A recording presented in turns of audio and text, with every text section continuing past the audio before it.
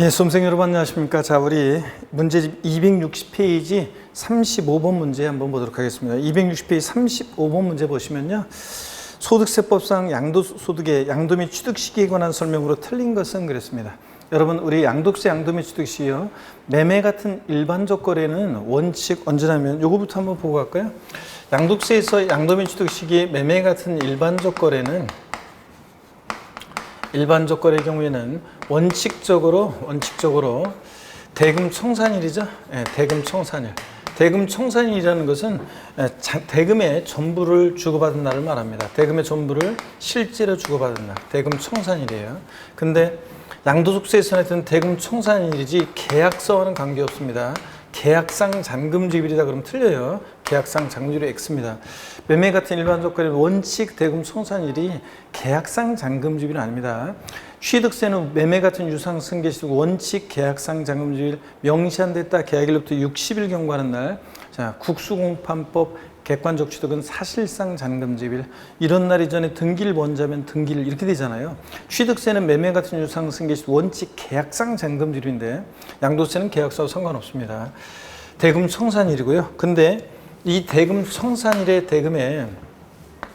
대금에는 양수인이 부담하기로 한, 원래 양도소득세는 양도자가 내야 되는 세금인데 양수인이 부담하기로 하는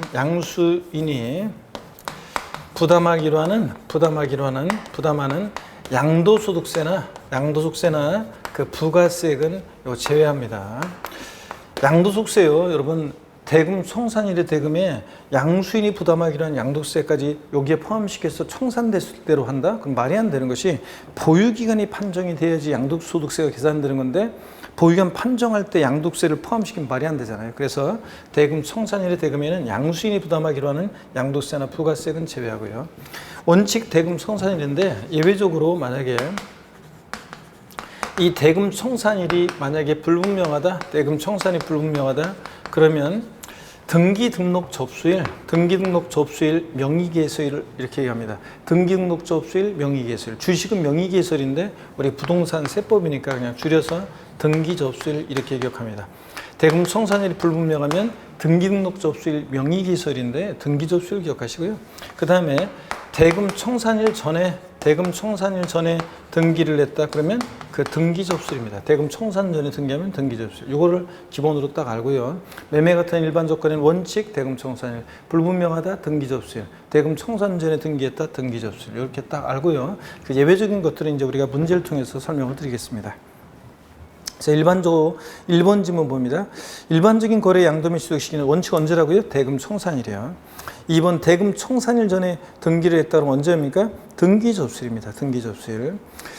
3번에 보니까 1984년 12월 30일 전에 취득한 토지는 1985년 1월 1일에 취득한 것을 본다. 이게 무슨 얘기냐면 취득 시기 의제에 관한 건데요. 여러분, 취득 시기가 너무 오래되다 보면 보유기한 판정도 곤란하고 입증 서류도 없게 되다 보니까 취득 시기 입증도 곤란하고 또 그다음에 명목소득이 너무 커지는 문제점이 생기고 그래서요. 취득 시기를 일정 시기마다 끊어요. 자, 그랬을 때 1984년 12월 31일 이전에 취득한 토지, 건물, 부동산에 관한 걸 기타 자산, 주식 빼놓고 이 부동산 애들은요. 실제 취득일에 관계없이 1977년에 취득했던 82년에 취득했던 85년에 취득했던 1985년 1월 1일 날 취득한 것으로 의지해 봐서 이때부터 부여는 시작합니다. 3번 맞고요. 4번 보면 배우자로부터 증여받은 자산을 5년 이내 타인에게 양도한 경우 취득 시기는 배우자로부터 증여받은 날이다 그러는데 여러분 우리 뒤에 이월과세 특례, 배우자 직계존비속관 이월과세 특례 적용될 때는 여보세요. 배우자 직계존비속관 이월과세 특례는 여러분 보시면 이월과세 특례는요. 증여자, 수증자, 그 다음에 수증자 제3자가 있잖아요. 자, 제3자 병이 있고요. 제3자가 있습니다.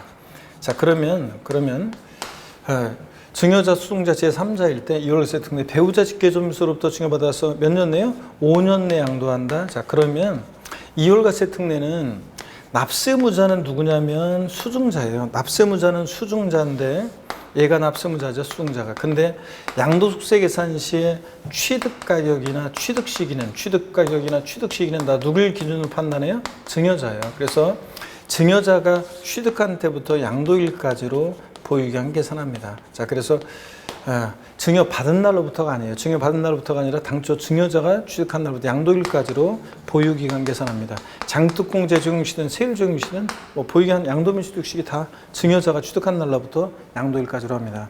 자, 그래서 납세무자는 수증자지만 취득 가격이나 취득 시기는 다 증여자를 기준으로 판단한다. 그래서 증여한 배우자 직계존 미속이 증여한 배우자가 취득한 때부터 기산합니다. 그래서 증여자가 취득한 날로부터. 그래서 여기 증여받은 날로부터 틀렸습니다. 5번 보시면 완성 또는 확정되지 않은 자산의 양도민 취득 시기는 그 목적물이 완성 확정된 날을 양도민 취득 시로 한다 그랬는데, 정확히 얘기하면 이것도요, 어떤 얘기냐면 완성 확정 전에 대금이 청산돼요. 그러면 완성 확정 전에 대금이 청산됐다 그러면 이 대금 청산일이 아니라 완성 확정된 날을 양도민 취득시로 합니다. 왜냐하면 양도소득세는 취득해서 양도에까지 보유할 때 이 자산을 사용하고 수익한 것에 대한 것을 세금을 귀속시킨 조세인데요. 근데 대금은 청산됐지만 사용 수익도 못 해봤는데 세금으로 귀속시키면 안 되기 때문에 완성 확정된 대금 청산된 자산은 완성된 날, 확정된 날을 양도민 취득시로 합니다. 그런 얘기입니다. 36번 문제를 보겠습니다, 여러분. 소득세법상 자산의 양도 및 취득 시기에 관한 설명으로 틀린 거 그랬습니다. 1번에 민법 245조 1항여 부동산의 소유권을 시효 취득하는 경우 양도세 취득 시기는 점유기실이다 하는데, 여러분 우리 점유 시효 취득한 부동산에 대한 취득 시기는 어느 때로 하냐면, 점유 시효 취득한 부동산은 우리 민법 245조 1항이에요. 평온공연하게 소유사로 타인의 부동산을 20년간 점유한 자는 등기함으로 소유권 취득한다 이렇게 되어 있죠. 20년 전에 점유를 개시하고요, 평온공연하게 소유사로 또 20년의 시효가 만료하고 나중에 등기 접수합니다. 그러면 민법에서는 점유 시효 취득한 부동산 등기함으로 소유권 취득한다고 되어 있잖아요. 근데 양도세 소득세에서는 실질과세는 규정되기 때문에 등기 접수일도 아니고 시효 만료일도 아니고 점유 개시로 소급합니다. 이때부터 사용 수익을 시작했잖아요. 그래서 점유 개시로 소급한다는 거. 자, 그 다음에 2번 증여받은 자산을 양도할 때는 증여받은 날입니다. 취득세에서 증여로 취득한 자산은 증여계약일, 취득세에서는 증여계약일, 양도세에서는 증여받은 날입니다. 증여로 취득한 자산, 취득세에서는 증여계약일이에요. 증여는 낙성분류식 계약이다 그랬죠. 취득세에서는 증여로 취득한 자산, 취득세에서는 증여계약일. 양도소득세에서는 증여받은 날. 증여받은 날이 언제냐에 대해서 부동산은 등기일, 동산은 인도일을 의미한다고 하는데 우리 세법에서는 그런 것까지 물어보지 않습니다. 그냥 증여받은 날, 양도세는 취득세 증여계약일. 서로 뒤바꾸는 거 주의하시고요. 3번 건축 허가를 받은 자가건설 건축물의 경우에 양도세상의 취득시는 사용승인서 교부일입니다. 취득세에서는 건물 건축하거나 개수로 취득했다. 취득세에서는 언제냐면 취득시기가 사용승인서 내주는 날과 사실상 사용일 중 빠른 날인데, 양도세에서는 사용승인서 교부일입니다. 그래서 사용승인서 교부일이나 내주는 날이나 똑같은 거라고 했잖아요. 사용승인서 교부일. 근데 이따가 나오지만 무허가 건축물 같으면 지가 건물 지어놓고 사실상 사용한 날이고요. 물론 사용승인서 교부일 전에 사실상 사용하거나 임시 사용승인을 받으면 그 날이고요. 자, 이렇게 해서 원칙 사용승인서 교부일이고, 3번 장기할부 조건으로 양도하는 경우 양도세상의 취득 시기는, 양도민 취득 시기는 언제입니까? 첫 할부금 지급일이다, 각 대가를 받기로 한 때다, 뭐 마지막 할부금 지급일이 아니고 장기할부 조건 매매는 중 빠른 날입니다. 소유권 이전 등기 접수일하고 인도일 사용수익을 비교해서 중 빠른 날이에요. 자, 그래서 중 빠른 날. 4번 꼭 기억합니다. 그 다음에 5번은 반복이 되고 있습니다. 37번 문제 여러분이 자, 이것도 한번 풀어보시면 됩니다. 충분히 풀 수 있고요. 대금 청산, 원칙 대금 청산일, 불분명의 등기 접수일, 대금 청산 전에 등기해서 등기 접수일입니다. 38번 문제 기출문제인데 29회 때요. 29회 기출문제인데 별 표시합니다. 소득세법 시행령 162조에 규정하는 양도 또는 취득 시기에 관한 설명으로 틀린 거랬습니다. 관한 내용으로 틀린 거. 1번 1항 사고, 자기가 건설한 건축물에 있어서는 건축 허가를 받지 않고 건축하는 건축물은 추후 사용 또는 임시 사용승인을 받는다. 아닙니다. 무건축물은 자기가 건물 지어놓고 사실상 사용한 날입니다. 사실상 사용. 그래서 1번 틀렸고요. 그 다음에 2번 보니까요. 장기할부 조건 매매의 경우는 중 빠른 날이라고 했죠. 그래서 소유권 이전 등기 접수일 이거하고 인도일 사용수익을 비교해서 중 빠른 날. 대금 청산 전에 등기했다가 언제입니까? 등기 접수일. 상속은 상속 개시일. 5번 봅니다. 도시개발법에 의한 환지처분으로 교부받은 토지 면적이 환지처분에 의한 권리면적보다 증가한 경우 그 증가된 면적에 대한 토지 취득 시기는 환지처분 공고일의 다음 날. 요거 환지처분 공고일 그럼 틀려요. 항상 다음 날 꼭 확인하시고요. 환지처분으로 취득한 토지는 환지 전 토지 취득일인데 이렇게 환지처분으로 권리면적의 증가 감소가 있는 경우에는 제가 금도끼, 은도끼, 새도끼, 나무꾼과 산신령 얘기해드렸죠. 환지받은 토지 면적이 권리면적보다 증가 감소가 있다. 이 금도끼, 은도끼 이거는 이번에 환지처분으로 새로 받은 거니까 환지처분 공고일의 다음 날이고요. 환지받은 토지는 환지 전 토지 취득일이고요. 새도끼 이런 거고. 자, 그 다음에 그래서 그런 거 주의합니다. 39번 문제는 또 여러분 그 39번 문제는 4번 지문 한번 볼게요. 4번 지문만. 환지처분으로 취득한 토지의 취득 시는 환지전 토지 취득이라는 거. 쇠도끼, 종전, 환지 받았을 때 지목이나 지문이 변경됐다 할지라도 토지의 동일성의 변동이 없다고 그랬습니다, 여러분들. 그래서 환지처분으로 취득한 토지의 취득 시기는 환지처분으로 보세요. A라는 토지 갑이 갖고 있었는데 사업 시작되면 사업 시행자로 갔다가 나중에 사업이 종료하면 A-라는 토지를 환지받죠.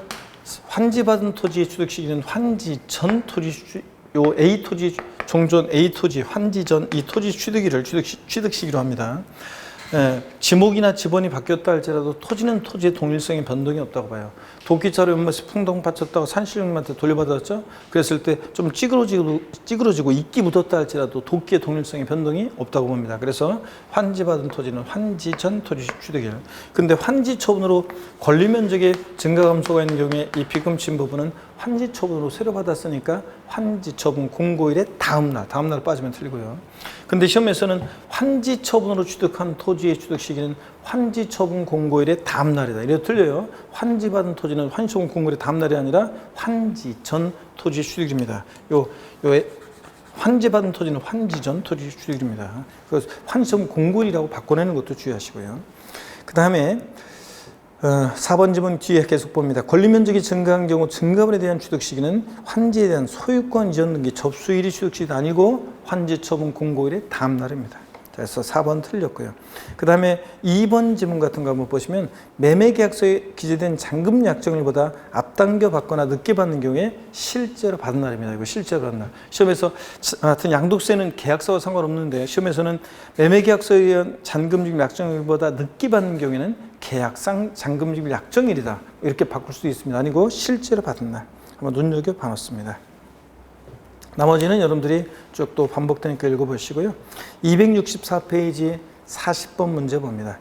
개인 간의 유상거래로서 양도세, 양도민 취득시기 관한 내용으로 옳은 거래인데 계약일 2021년 3월 1일, 등기등록 접수일 4월 25일, 사실상 잔금지급일이 4월 29일, 계약상 잔금지급일 5월 2일. 자, 양도세에서는 하여튼 계약서와는 상관없어요. 양도세는 실제 잔금이 청산된 날입니다. 사실상 잔금지급일을 원칙적인 취득시로 하는데 이런 거 나오면 취득세나 양도세나 반드시 등기일이 빠른 줄 봐야 돼요.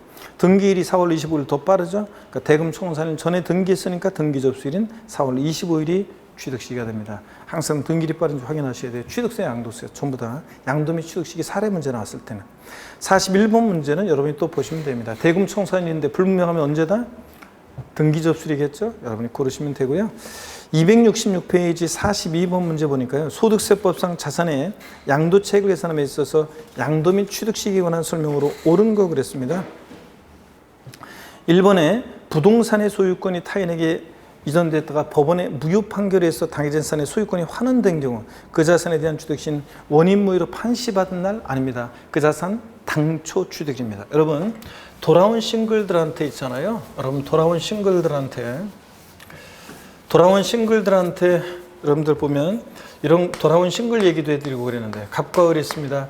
자, 부동산 소유권 이전했다가 얘네들 사이에 계약의 무효 취소의 원인이 있어서 소유권이 을에서 갑으로 환원하는 이런 소유권이 환원합니다.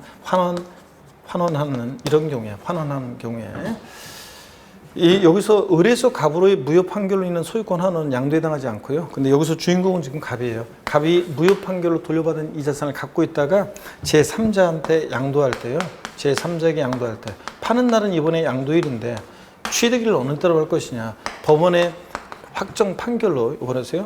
이번에 법원의 확정 판결로 그래서 가부를 이렇게 소유권 환원받을 때 법원의 확정 판결일을 취득시효 할 것이냐, 아니면 애초에 이 거래 전에 갑이 정이라는 사람으로부터 당초에 거래가 있었다 그러면 그 정으로부터 당초 이 자산을 당초에 취득했을 때를 취득시효 할 것이냐, 그런 얘기입니다. 언제를 취득시효 한다고요? 이 자산 당초 취득일을 취득시효 합니다. 확정 판결을 바꿔낸 적이 있는데 확정 판결은 아닙니다.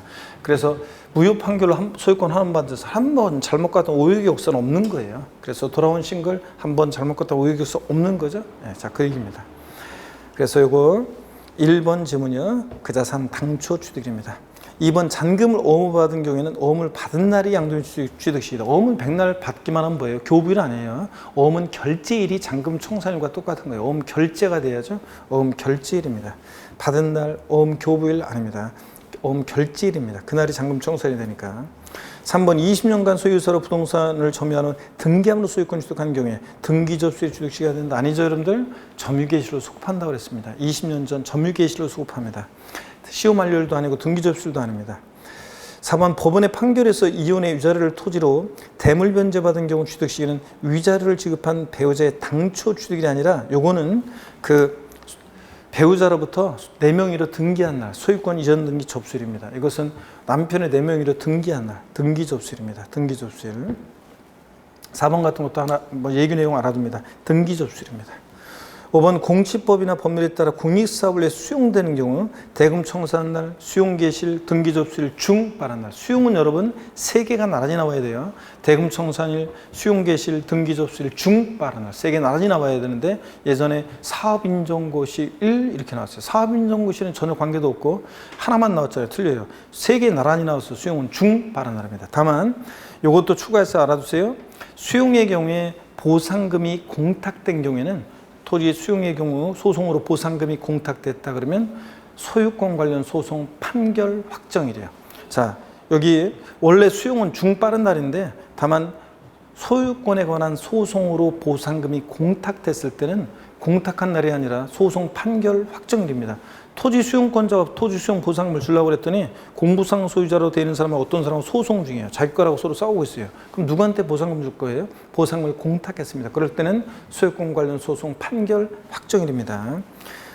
공탁한 날 아니고요. 그런 것도 알아둡니다. 수용 중 빠른 날이고요. 그래서 42번 문제 주의하시고 43번 문제는 여러분이 또 여러분들이 보시면 되겠습니다.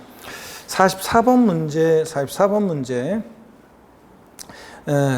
문제도 여러분이 한번 보시면 소득세법상 양도세 거주자가 부동산을 양도하는 경우 양도 및 취득 시기는 설명으로 틀린 거. 1번 해당 자산의 양도에 대한 양도세 및 양도세 부가세액을 양수자가 부담하려 확정한 경우에는 해당 양도세나 부가세액은 대금 청산일의 대금에 포함해야 제외요? 제외한다고 그랬습니다. 이것까지 청산되면 취득 시기 판정이 안 돼요.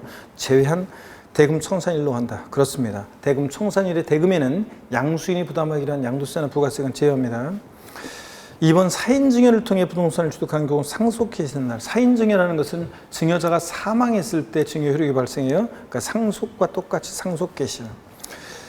3번입니다. 3번인데 소득세법 기본 통칙 내용인데 참고적으로 한번 눈여겨봅니다. 부동산의 분양계약을 체결한 자가 당해 계약에 관한 모든 권리를 양도한 경우에 그 권리에 대한 취득 시기는 당해 부동산을 취득할 수 있는 권리가 확정된 날. 아파트 당첨권은 당첨일을 말하고요. 타인으로부터 그 권리를 인수받았을 때는 원래대로 돌아가서 잔금 청산이 됩니다. 자, 그래서 분양권 같은 거 다른 사람으로부터 샀을 때는 그 잔금 청산일이 되는 거고요. 최초 분양받았을 때는 그 당첨일. 그 분양받을 수 있는 권리가 확정된 날. 이런 것들 한번 눈에 익혀두고 갑니다. 4번 대금 청산일이 불분명하면 등기 접수일이죠. 5번 건축 허가를 받은 건축물은 등기 접수일과 사용 승인서 교부일 중 빠른 날로 한다. 아니에요. 허가받은 건축물은 원칙 사용 승인서 교부일입니다. 사용 승인서 교부일 전에 사실상 사용하거나 임시 사용 승인을 받으면 중 빠른 날이고요. 자, 그런 거죠. 그래서 이렇게 등기 접수일하고 비교하는 건 아닙니다. 비교하시고 여러분들. 무허건축물 아까 언제라고 그랬어요? 사실상 사용일. 무허건축물 이는 허가 절차 없으니까 사실상 사용일이고요. 45번 여러분이 보시면 되겠고요. 한번 풀어보시고 270페이지 46번 문제입니다. 여러분 46번 문제를 보시면 우리 이제 양도소득세 계산 과정인데요. 여러분 양도소득세 우리 계산 과정, 계산 구조, 양도세 계산 과정 우리 어떻게 외우냐? 우리 계산 과정 이렇게 했습니다. 양도가액에서 필요경비를 빼죠. 양도가액에서 필요경비를 빼서 다시 처음부터 정리해 드릴까요? 양도세는 양도가액에서 취득가액 등 필요경비를 빼죠. 자, 필요경비를 빼서 우리가 양도차익을 구합니다. 그랬을 때 여러분요, 양도차익을 구하는데 이 필요경비에는 그 자산을 취득하면서 들어간 취득가액 그리고 기타 필요경비라는 거예요. 취득가액 등 기타 필요경비를 빼서요. 기타 필요경비를 빼서 우리가 양도차익을 구하게 됩니다. 기타 필요경비를 빼서 양도차익을 구하는데 그랬을 때 구해진 양도차익에서 장특공제, 장기 보유 특별공제액을 공제하고요. 장기 보유 특별공제액을 공제하고 구한 다음에 우리 양도 가필 차장소, 양도소득금액을 구하고요. 양도소득금액을 구하고 구해진 양도소득금액에서 양도소득 기본공제액을 공제하죠. 양도소득 기본공제액을 공제해서 우리가 양도소득 과세표준금액을 구한다고 그랬습니다. 그래서 이렇게 해서 과세표준을 구하게 되는 거 우리 머리글자를 따서 과세표준 구하는 과정까지 복잡하기 때문에 딱 이걸 머리글자를 따서 외웠습니다. 어떻게 외웠습니까 여러분? 가, 필, 차, 장, 소, 기, 과 이렇게 외웠습니다. 그래서 가, 필, 차, 장, 소, 기, 과요. 자, 가불이 필요한 버스 차장은 경리과라고 하지 말고 어디로 가라? 소기과라. 그래서 가, 필, 차, 장, 소, 기, 과 이렇게 여러분 외웠습니다. 자, 그러면 그런 것들을 바탕으로 해서 한번 보는데요. 우리가 46번 바로 물론 이제 요거 우리가 양도가액과 취득가액의 동일기준 적용 원칙 좀 이따 나오지만 양도차익 계산 시 양도가액과 취득가액 동일기준 적용 원칙이요. 우리가 양도소득세 양도차익은 양도가액과 취득가액은 실거래가를 적용해서 전면적으로 지금은 계산합니다. 근데 국세과세 기준시가를 극히 예외적으로 적용하는 경우도 있어요. 양도차익 계산 시 양도가액을 실거래가에 의하면 취득가액도 실거래가에 의하고 양도차익 계산 시 양도가액을 기준시가에 의하면 취득가액도 기준시가에 의한다. 이게 양도가액과 취득가액의 동일기준 적용 원칙이었습니다. 양도가액은 실거래가를 적용하고 취득가액은 기준가 적용하고 이렇게 할 수 없다는 게 원칙입니다, 여러분들. 양도가액은 기준시가를 적용하고 취득가액은 실거래가를 적용하고 이렇게 할 수 없다는 거 그런 게 원칙입니다. 자, 그 다음에 우리가 양도차익 계산 우리가 이제 어떻게 하느냐 이런 것들을 배웠습니다. 양도차익 계산은 원칙적으로는 양도차익 계산 이 양도가액과 취득가액은 원칙적으로 실지 거래가액을 적용하죠. 실거래가를. 근데 실지 양도한 가액, 실지 취득한 가액을 적용해서 계산합니다. 근데 예외적으로 이 실거래가액이 불분명한 경우, 실거래가액이 확인되지 않는다. 실거래가액이 불분명하다는 것은 실거래가액을 과세권자가 인정하지 않거나 실거래가액이 계약서나 증빙서류 등에 의해서 확인이 안 되는 경우, 실지양도가액과 취득가액이 확인이 안 된다. 이런 경우에는 어떻게 할 것이냐. 나란히 어떤 지역 아파트 101동, 101호, 102호, 103호가 있습니다. 101호가 거래 신고해 오기를 1억에 거래했다고 신고해 오고 102호 1억 200만 원에 거래했다고 신고해 오고 103호 자 5천만 원에 거래했다고 신고해 옵니다. 그럼 인정할 수 없겠죠? 이 동네 시세가 있는데 자 네가 진짜 5천에 거래했는지 계약서 갖고 봐라. 확인이 안 됩니다. 땀만 뻘뻘 흘리고 오다가 계약서 잃어버렸다는 거. 그러면 어떻게 할 것이냐. 자 추계해서 우리가 추계 방법으로 양도가액과 취득가액을 추계해서 우리가 정했습니다. 어떻게 추계해서 양도가액과 취득가액을 정하느냐? 요거 알고 있는지 시험에서 계속 물어봤단 말이죠. 먼저 매매 사례가액을 적용하죠. 매매 사례가액. 이 자산의 양도일 또는 취득일 전후 3개월 내에 이 자산의 양도와 동일성, 유사성 있는 자산의 거래가액을 참작합니다. 만약에 보세요. 103호 이 자산 양도일 전후 101호 3개월 내에 101호 1억, 101호 1억 200에 거래했어요. 그럼 너도 적어도 1억에 거래했을 것이다. 이런 식으로 매매 사례가액을 참작합니다. 이 자산 양도일 또는 취득일 전후로 해서 3개월 내에 이 자산의 양도와 동일성, 유사성 있는 자산의 매매 사례가액이요. 이거 없으면 감정가액 적용합니다. 이 자산의 양도일 또는 취득일 전후로 해서 역시 3개월 내에 2개 이상의 공신력 있는 감정기관에 감정가액의 평균액이 있으면 그 감정가액의 평균액을 적용합니다. 물론 올해 2021년도에 새로 추가된 내용이 기준시가 10억 원 이하인 자산은 한 개의 감정평가업자가 평가한 것으로 할 수도 있습니다. 꼭 2개 이상의 감정기관의 감정가의 평균액으로 하지 않아도 된다는 거. 기준시가 10억 원 이하인 자산은요. 그 다음에 환산취득가액을 또 구하게 됩니다. 매매사례가액 감정가액이 없을 때는 환산취득가액을 정하게 되는데, 환산취득가액은 이것은 취득 당시 실거래가액이 불명할 때 적용하는 거예요.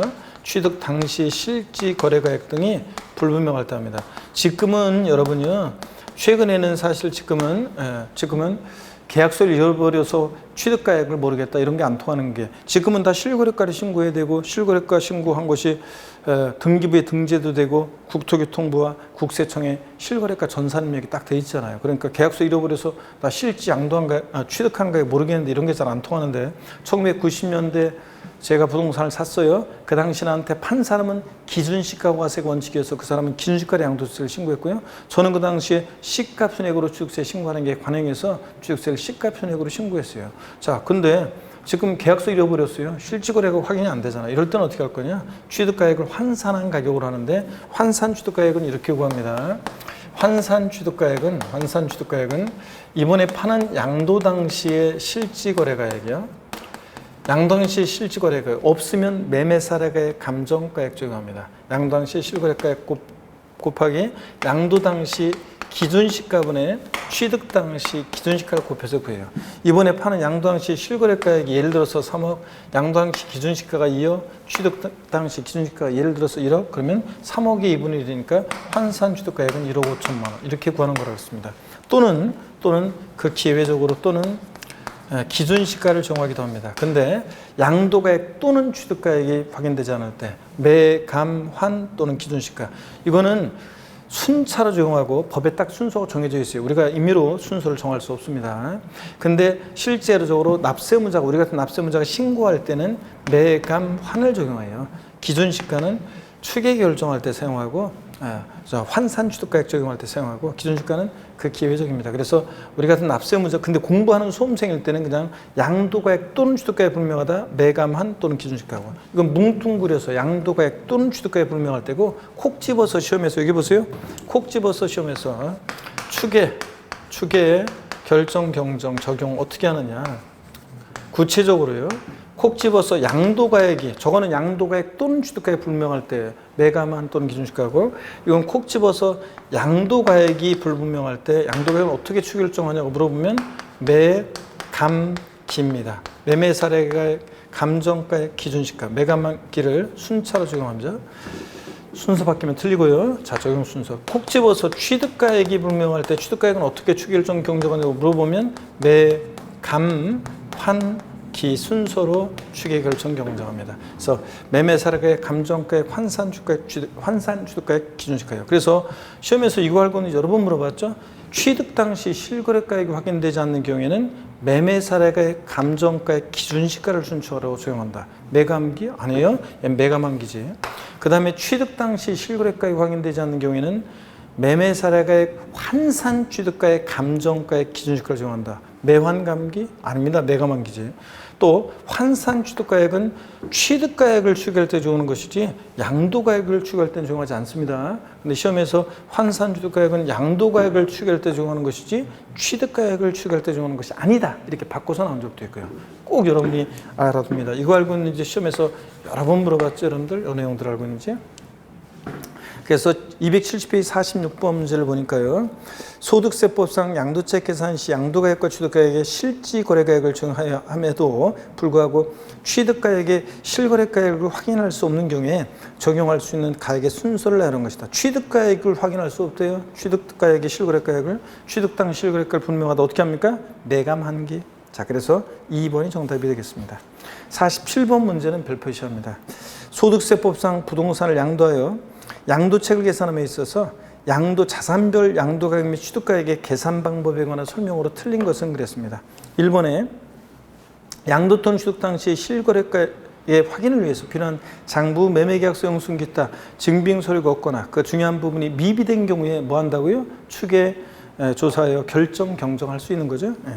2번 양도차익을 실거래에 따라 계산하는 경우 양도가액에서 공제하는 필요경비는 실지 취득한가액, 자본적 지출액, 양도 직접비용이다. 여러분 우리가 실거래가를 정해서 양도차익을 계산해요. 그럼 양도가액은 실지 양도한가액. 자, 취득가액도 실지 취득한가액을 정합니다.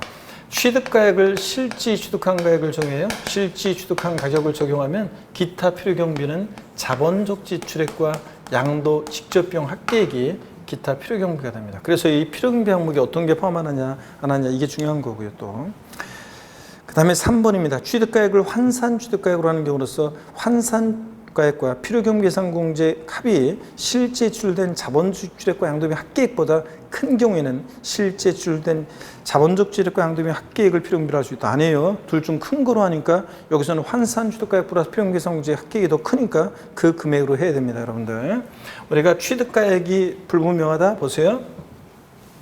취득가액이 불분명하면 취득가액이 만약에 불분명하다 그러면 취득가액이 불분명해요. 그럼 취득가액을 추계해서 정하게 되죠. 취득가액을 불분명한 취득가액을 추계해서 정합니다.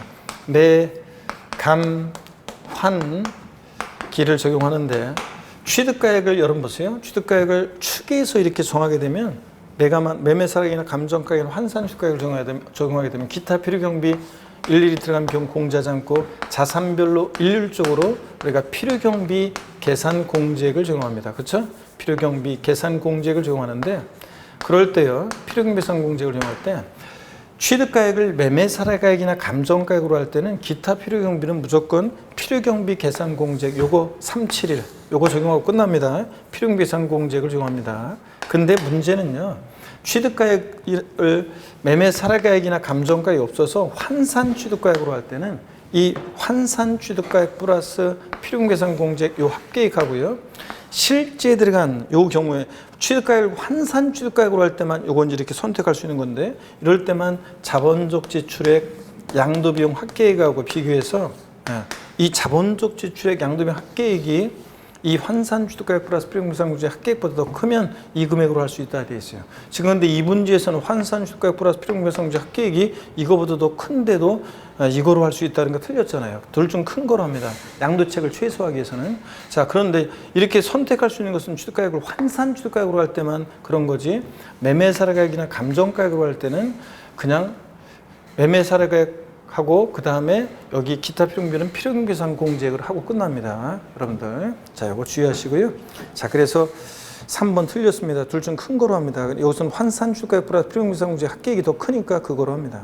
4번 실지 거래가액을 확인할 수 없는 경우에는 추계 방법에서 양도세 계산할 때 이때 필요경비 계산 공제 적용합니다. 기타 필요경비는 5번 특수관계인과의 거래에 있어서 자산을 시가에 미달하게 양도함으로써 조세 부담을 부당히 감축한 것으로 인정되는 때는 그 양도가액은 시가에 의하여 계산한다. 자, 그래서 그렇습니다. 시가로 계산한다.